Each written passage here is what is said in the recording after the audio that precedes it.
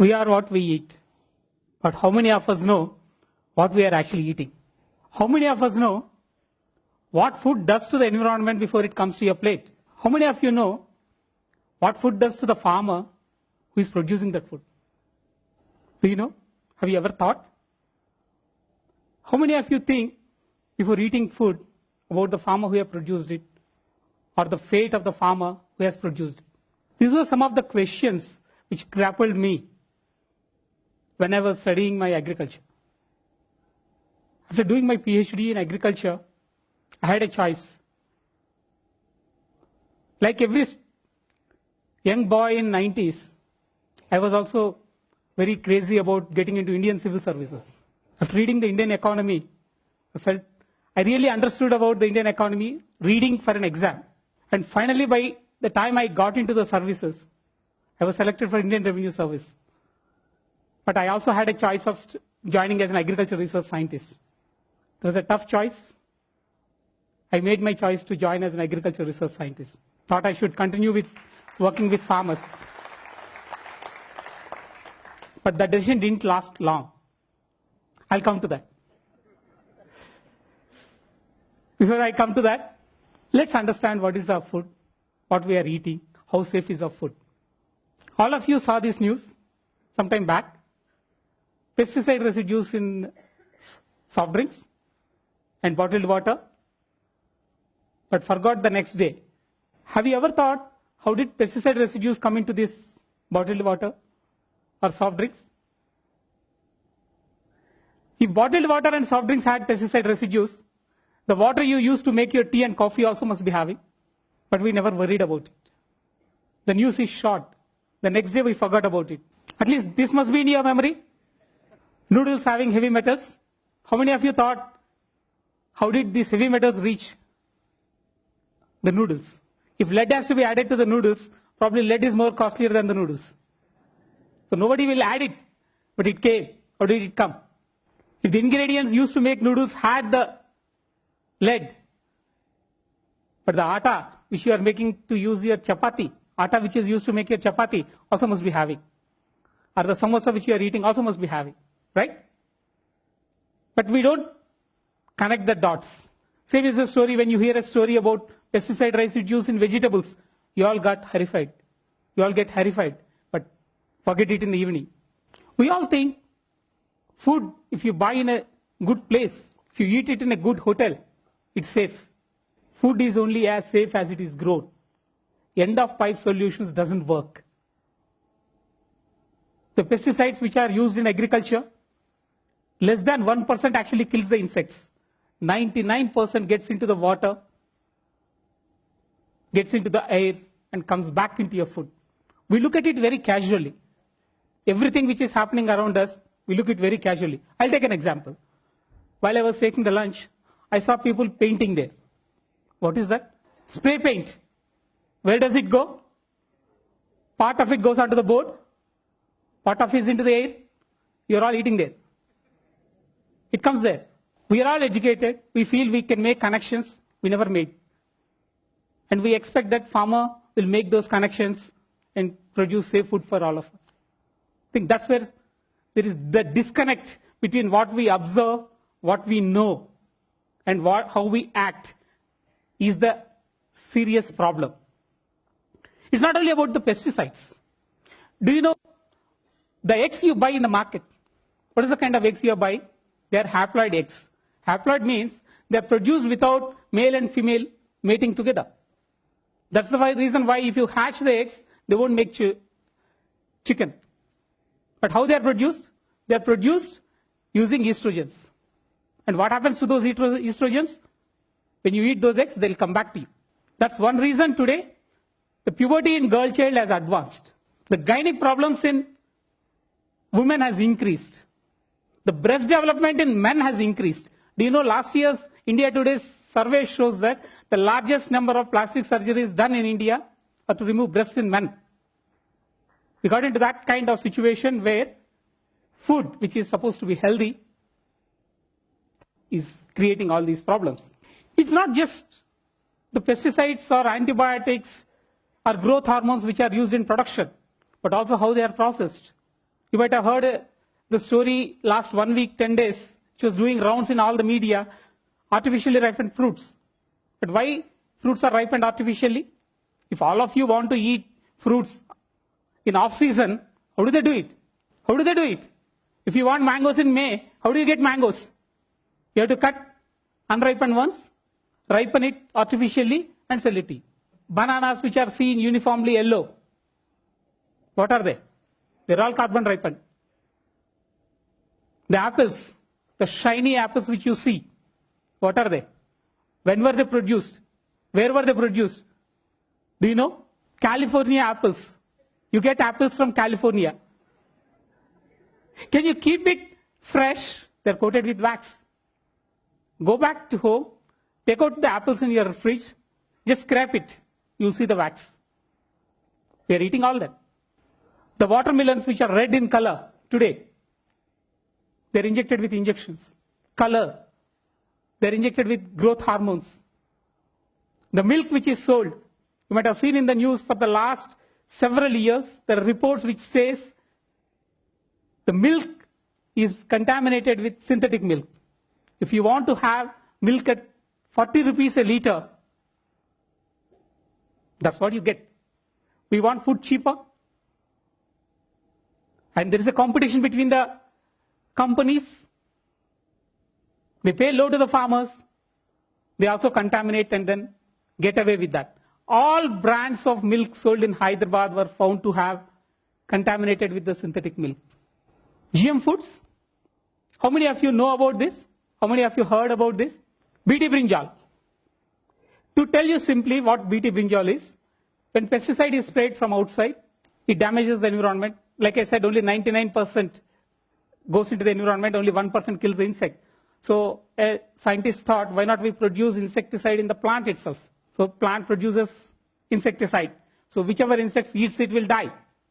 But what happens to us who eats that? So there were several biosafety questions in front of us, which were never addressed. What you see here, the yellow, white, is a golden rice, which is going to come soon. You know why it was done?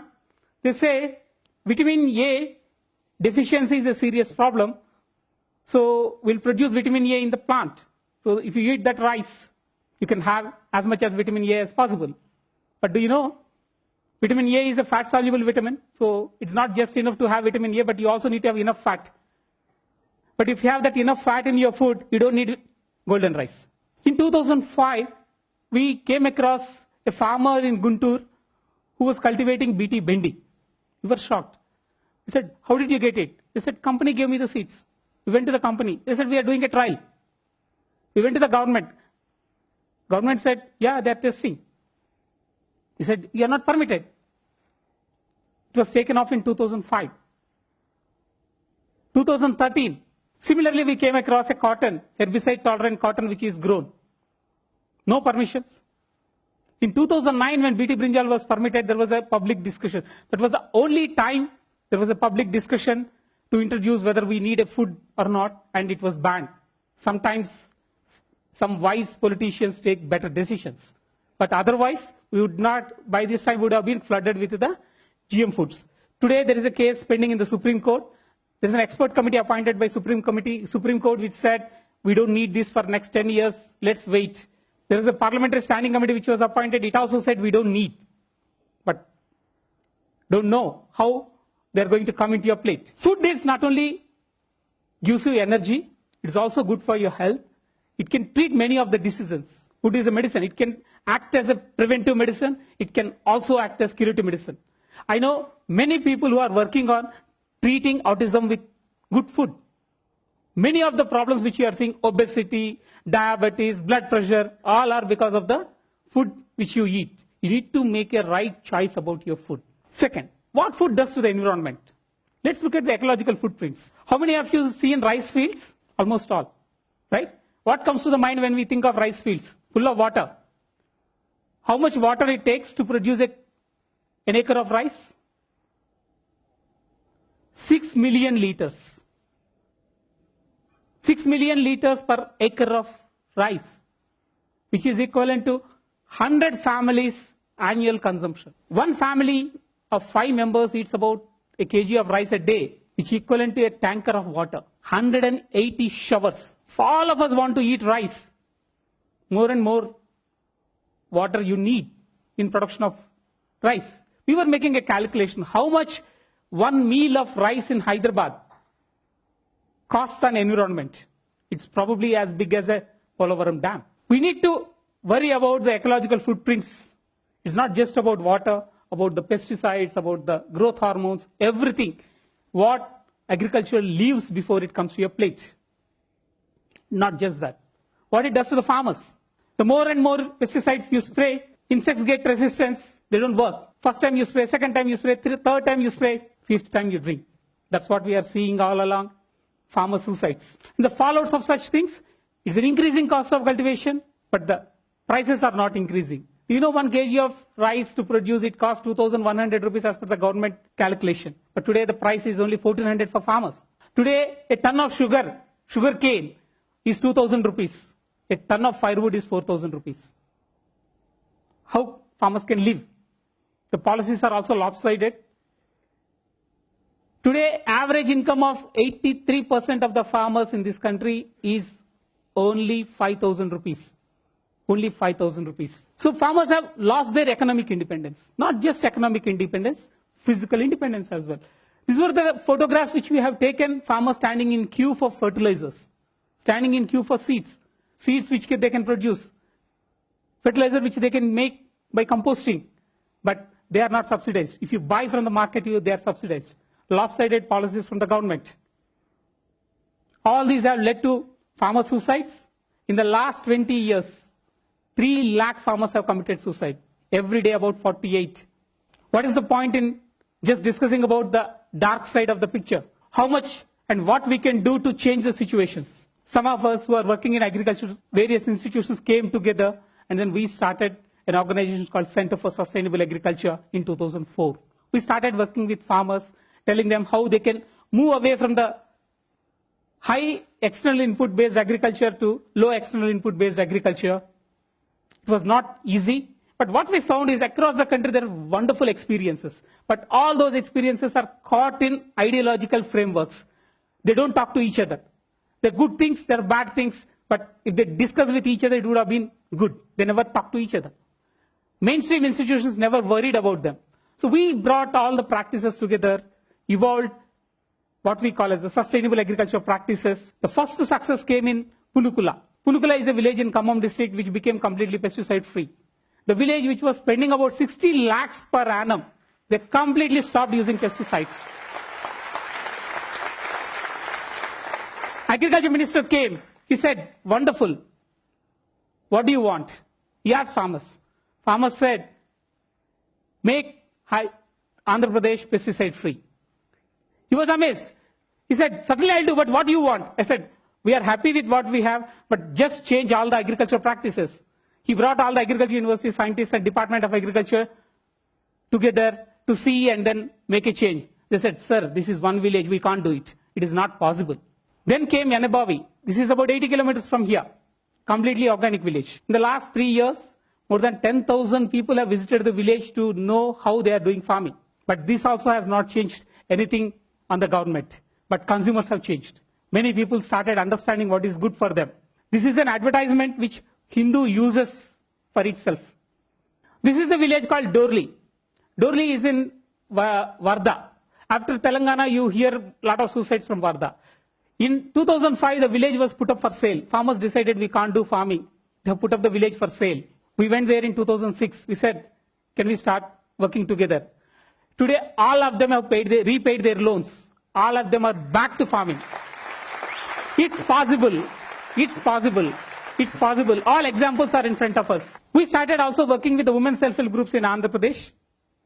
These are the cover stories of the Down to Earth magazine which tracked the whole change. We started with 225 acres in 2005. Today, it's about 35 lakh acres in Andhra Pradesh and Telangana together pesticide free. 50% of the pesticide use in the state has come down. 50%. We were third in the country in terms of per acre pesticide use. Today we are 20th in the country. This was part of a show on Sachimeva Jayate. Some of you might have seen. In this show, We had an interesting discussion. The other side was a person who was selling he was the largest pesticide seller in this country. Towards the end, Amir Khan asked me a question. I'm fully convinced what you are saying and what you are doing. It is possible to do in India. But how can I convince this man who is sitting here? I said, ask his brother. His brother is the largest organic exporter in this country. And he said, yes, that shows. People see it as a business. So if pesticide sells, they sell pesticides. If organic sells, they sell organic. You buy pesticides or our organic pesticides or a certificate from us saying you have not used any of these things. So farmers are made into consumers. But what our consumers are doing? Then what we did is, we brought some consumers in Hyderabad together to form a consumer cooperative called Sahaja Ahara. And we brought all the farmers also together to form farmers cooperatives so that they can market directly. Today we have 20 farmers cooperatives who produce organically and directly sell in the market. While many of you worry about the organic food prices, the organic Sahaja food prices are around 20% lower than the market prices. And 75% of what consumers pay goes to the farmers. In the regular market, it is just 20% which goes to the farmers. What do I see from here? I see a ray of hope. It's possible. If all of us can join hands together, we can make a change. But it's a long way to go in terms of government policies. Still, there is a serious crisis in agriculture. Yesterday, you might have seen about the farmer suicides. Today morning newspaper, you might have seen. Number of farmers are dying. It's the responsibility of all of us. Business as usual is not an option. We need to change as consumers. We need to change as farmers. We all need together come together, pressurize government to make a change. Otherwise, the future is very, very bleak. Thank you.